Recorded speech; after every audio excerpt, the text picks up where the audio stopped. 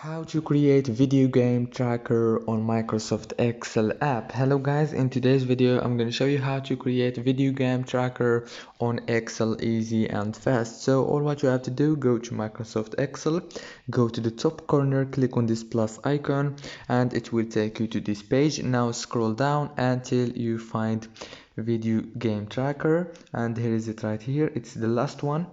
Click on it and you can edit now from here just by clicking on the text that you want to edit. And after you finish, go to the top corner and click on those three dots in the top and click save, or you can also click save as.